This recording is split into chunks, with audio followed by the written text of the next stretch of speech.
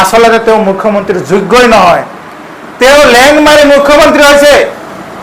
যোৱা নিৰ্বাচনত, বিধানসভা নিৰ্বাচনত সকলোৱে অসমৰ ৰাইজে, অসমীয়া জাতিয়ে সৰ্বানন্দ সোণোৱাল ডাঙৰীয়াক মুখ্যমন্ত্ৰী হিচাপে প্ৰক্ষেপ কৰি নিৰ্বাচন জিকিছিলে। হিমন্ত বিশ্ব শৰ্মা ডাঙৰীয়াই ভয় খাইছে।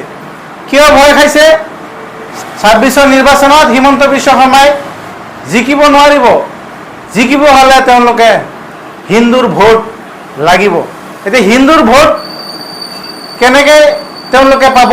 হিমন্ত বিশ্ব শৰ্মাই এইটো কৌশল কৰি এতিয়া মুছলমানক টাৰ্গেট কৰি উচ্ছেদ আৰম্ভ কৰিছে। মানুহক সংস্থাপন দি পেলাই যদি উচ্ছেদ কৰিলেহেঁতেন তেতিয়া মানুহৰ এই অৱস্থা নহয়। মানুহৰ মৌলিক অধিকাৰসমূহ খৰ্ব হৈছে। মানুহে খাব পৰা নাই, শুব পৰা নাই। মানুহক এনেধৰণে অত্যাচাৰ চলাই এদিনত বা 3 দিনৰ ভিতৰত মানুহক মানে এঠাইৰ পৰা উচ্ছেদ কৰিবলৈ জাননী দি লগে লগে বলডোজাৰেৰে ভাঙি পেলাইছে মানুহৰ ঘৰ বাৰী। আৰু এই সৰু সৰু কণ ল'ৰা ছোৱালীক কৈছে যে এওঁলোকৰ মা দেউতা আছে, এওঁলোকৰ মা দেউতাই সেই বিষয়ে দায়িত্ব ল'ব লাগে। এজন মুখ্যমন্ত্ৰীয়ে নিন্দা জনাইছোঁ এনেকুৱা মন্তব্য কৰাৰ কাৰণে। এনেকুৱা মন্তব্য, মুখ্যমন্ত্ৰীৰ কি এই প্ৰতিজন নাগৰিকৰ দায়িত্ব নাই নেকি মুখ্যমন্ত্ৰীৰ ওপৰত? আচলতে তেওঁ মুখ্যমন্ত্ৰীৰ যোগ্যই নহয়। তেওঁ লেং মাৰি মুখ্যমন্ত্ৰী হৈছে। যোৱা নিৰ্বাচনত, বিধানসভা নিৰ্বাচনত সকলোৱে অসমৰ ৰাইজে, অসমীয়া জাতিয়ে সৰ্বানন্দ সোণোৱাল ডাঙৰীয়াক মুখ্যমন্ত্ৰী হিচাপে প্ৰক্ষেপ কৰি নিৰ্বাচন জিকিছিলে। কিন্তু তেওঁ লেং মাৰি পেলাই মুখ্যমন্ত্ৰী হৈছে। গতিকে তেওঁ এতিয়া পগলা কুকুৰৰ দৰে এতিয়া মানুহক কামুৰি ফুৰিছে। আৰু পগলা কুকুৰ যেতিয়া মানুহক, গৰু ছাগলীক কামুৰি ফুৰিব, নিজেই মৰিব। কেইটামানক কামুৰি নিজেই মৰি যাব মূৰ ঘূৰাই। গতিকে তেওঁৰ অৱস্থা এনেকুৱা হৈ গৈছে। গতিকে আমি তেওঁক সকলো বিজেপিৰ যি শ্লোগান আছে, সবকা সাথ, সবকা বিকাশ, সবকা বিশ্বাস, সবকা প্ৰয়াস, মোদীজীৰ যি শ্লোগান আছে, বিজেপিৰ যি শ্লোগান আছে, সেয়া তেওঁক মনত পেলাই দিছোঁ।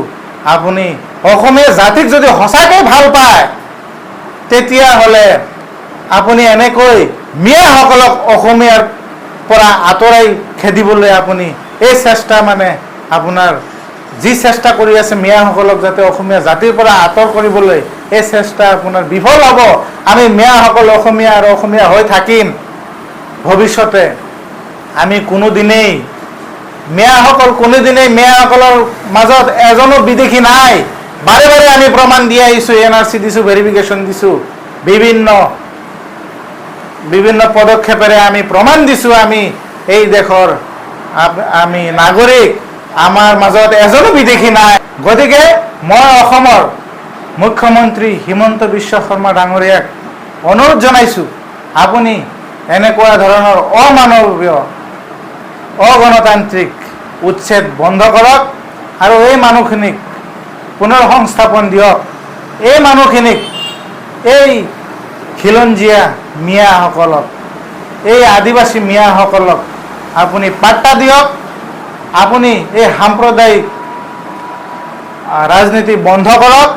আপুনিয়ে দেখোন কৈছিলে গুজৰাটত পাইপেদি মুছলমানৰ তেজ গৈ আছে, সেইটো নৰেন্দ্ৰ মোদীয়ে কৰিছিলে। আজি আপুনি এই মুছলমানকে আপুনি অত্যাচাৰ কৰি আছে। একে মুখে আপুনি দুটা কথা কেনেকৈ ক'ব পাৰে? আপুনি আগৰ হিমন্ত বিশ্ব শৰ্মা হৈ থকা নাই, হিন্দুত্ববাদী সাম্প্ৰদায়িক হৈ পৰিছে। আপুনি মুখ্যমন্ত্ৰীৰ আসনত আপুনি ৰাজধৰ্ম পালন কৰক। আমি ইয়াত অসমীয়া জাতি হিচাপে যাতে শান্তিপূৰ্ণভাৱে অসমক যি ধৰণে আপুনি 5 ৰাজ্যৰ ভিতৰত আপুনি উন্নতি কৰিব বিচাৰিছে, সেয়া আমি আপোনালোকৰ লগত সহযোগ কৰিম। এনেকৈ অত্যাচাৰ কৰি থাকিলে আমাৰ অসমখন ৰসাতলে যাব আৰু ক্ষতি হ'ব। গতিকে এই মানুহখিনিক আপুনি উচ্ছেদ নকৰি আপুনি পাত্তা দিয়ক আৰু এনেই আপুনি 26ৰ নিৰ্বাচন আপুনি এনেই জিকিব পাৰিব। আপুনি অত্যাচাৰ কৰি জিকিব নালাগে।